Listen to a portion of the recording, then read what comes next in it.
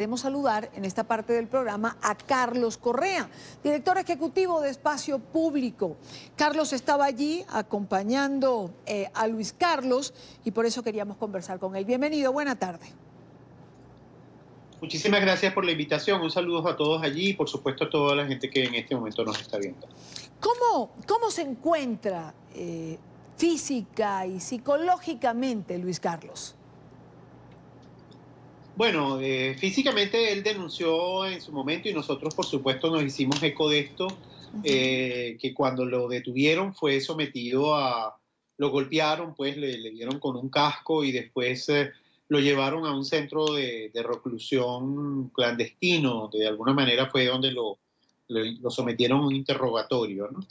Yo lo vi físicamente bien, anímicamente también, estaba muy tranquilo, muy sereno. Ustedes vieron las declaraciones que dio al salir allá después de las 11 de la noche, hora de Venezuela.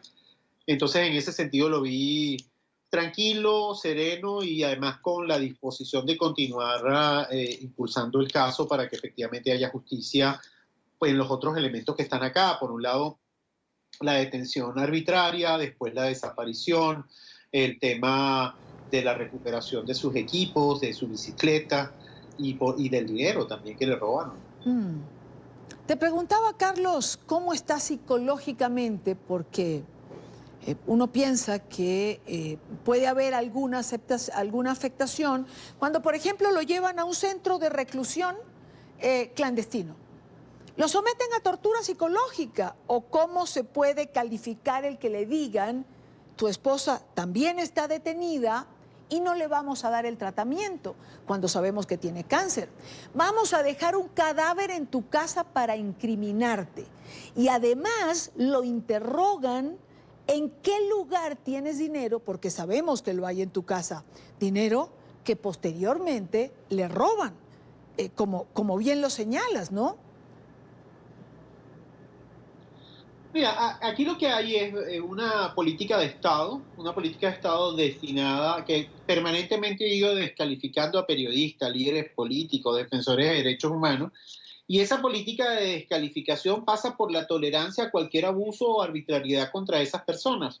Y entonces eso hace que funcionarios de diversa naturaleza actúen discrecionalmente, hagan lo que les parezca, abusen y generen estas violaciones de derechos humanos. Creo que esos son elementos clave en relación a lo que está ocurriendo acá y es un elemento importante de tenerlo, de considerarlo. Aquí lo que hay es una política de Estado, estas personas hacen eso, el robo del dinero tiene que ver con que a esta persona le podemos hacer cualquier cosa porque no habría ninguna consecuencia sobre nosotros. Eso es lo que está detrás en parte en relación a eso y demuestra la desestructuración del Estado venezolano o la estructuración de un Estado en función de violar los derechos de las personas y la dignidad de las personas. Demuestra también, y permíteme adjetivar, Carlos, demuestra el envilecimiento del Estado, porque cuando estamos hablando del robo descarado de un dinero que además se necesitaba para una operación que debe hacerse la esposa de Luis Carlos Díaz, eso es vil.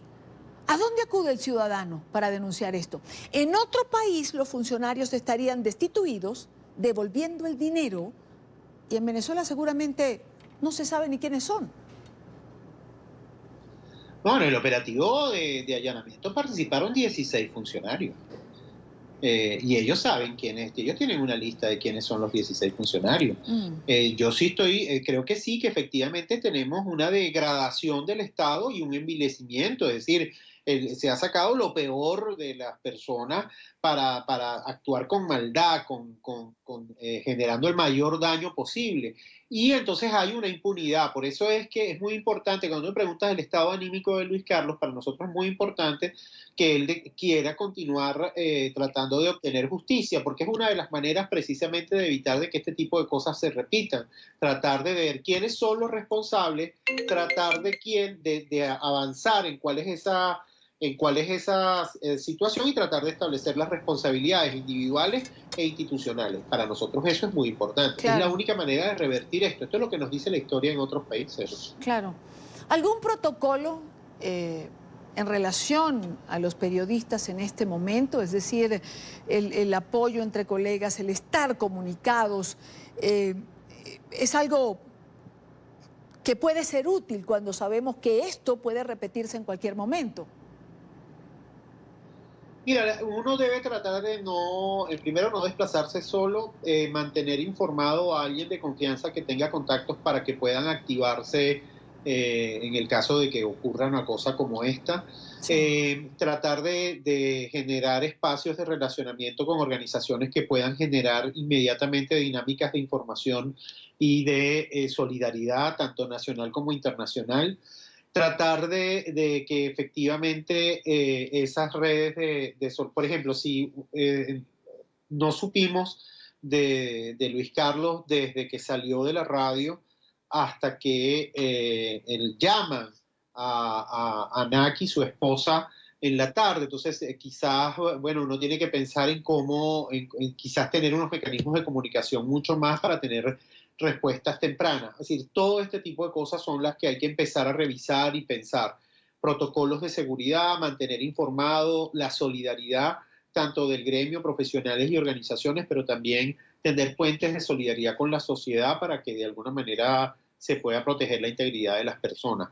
Eso creo que son prácticas que hay que empezar a implementar de manera mucho más activa. Las organizaciones de derechos humanos las hacemos, por supuesto, no son prácticas infalibles y todos estamos expuestos a una situación de ese tipo, pero bueno, hay que tratar de conocer los riesgos y tratar de controlarlos de alguna manera con algunas prácticas seguras.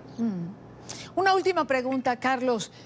La presión que comenzó a ejercerse desde el mismo momento en que ya no se supo exactamente dónde estaba Luis Carlos Díaz, ¿tuvo también que ver con esta decisión de mandarlo a su casa? Por supuesto, por supuesto. Yo creo que en líneas generales una de las cosas que le dijeron a la esposa de Luis Carlos, Anaki, fue uno de los funcionarios le dijo, mira, no vayas a decir nada porque tú también estás en el expediente, ¿no? Después supimos que no está, aunque sí la mencionan, no está. Pero lo que le decían, no digas nada, ¿no? Invisibiliza el asunto.